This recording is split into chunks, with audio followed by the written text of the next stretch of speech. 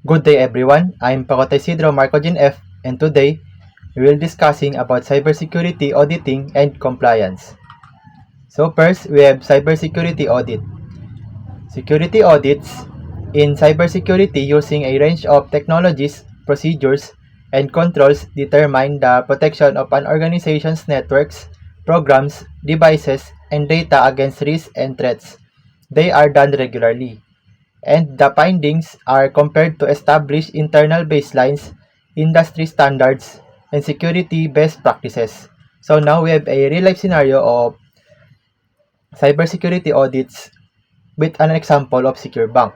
So the technologies used are firewalls and IDS or IPS, endpoint security, SIEM or security information and event management, QRadar, IAM or identity and access management, encryption, and DLP or data loss prevention.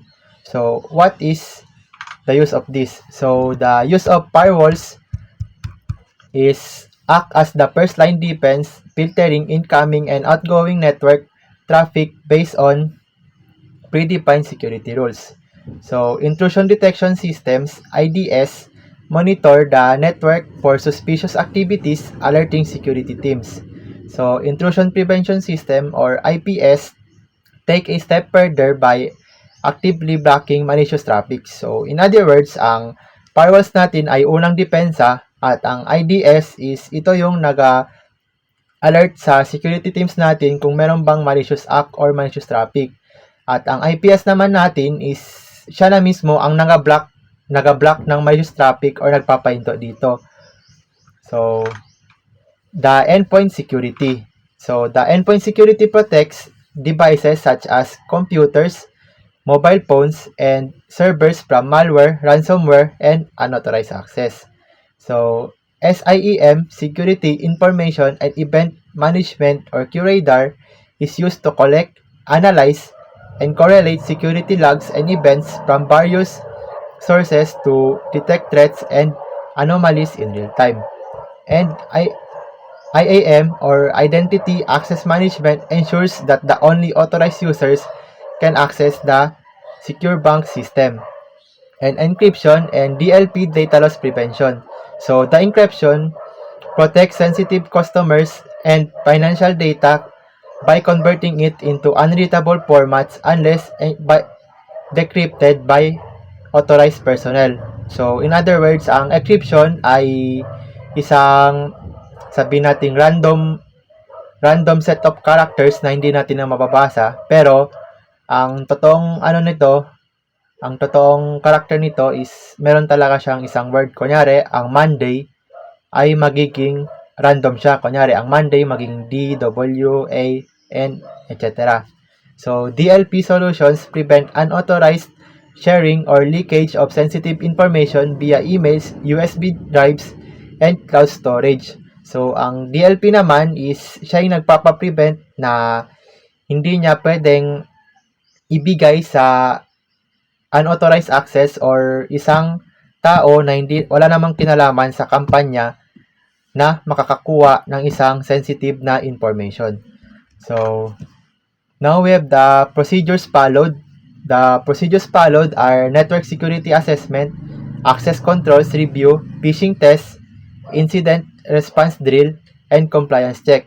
So, itong procedures followed is para mas mapapasecure nito ang system natin via cybersecurity audits.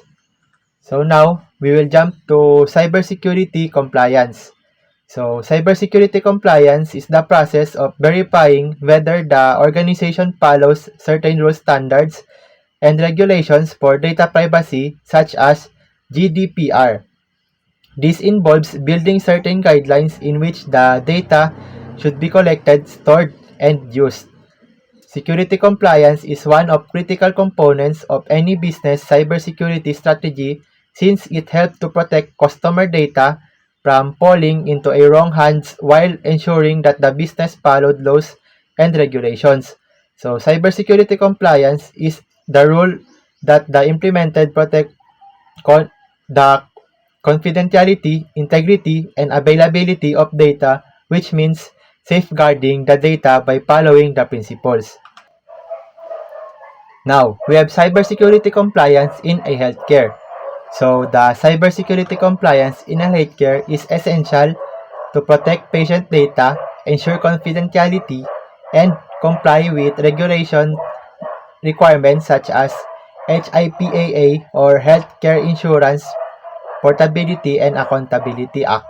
And GDPR is General Data Protection Regulation and High-Tech or Health Information Technology for Economic and Clinical Health Act. So the compliance requirements are data encryption, access controls, audit logs, incident response plan. So the data encryption is encrypts patient records to prevent unauthorized access. And access controls limits access to medical records to authorized staff only. And audit logs tracks who accesses the patient data to prevent misuse. And incident response plan ensures quick action in case of data breach.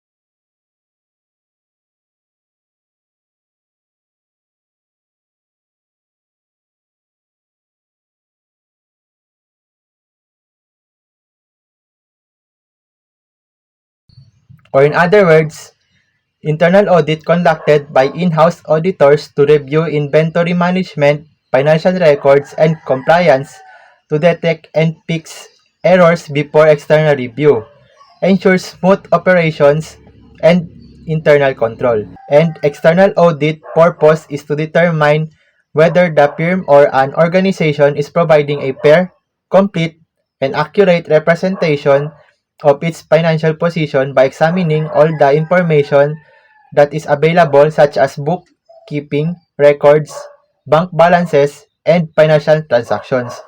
Or in other words, the external audit performed by an independent third party to verify financial statements, bank balances, and transactions ensures accuracy and compliance with industry standards, provides transparency and credibility. Now we have the example of internal and external audit in a retail company. So the external audit will review inventory management, financial records, and compliance to identify errors before external review. And for external audit, an independent firm verifies financial statement, bank balances, and transaction to ensure accuracy and compliance. And that's all for my report. Thank you for listening.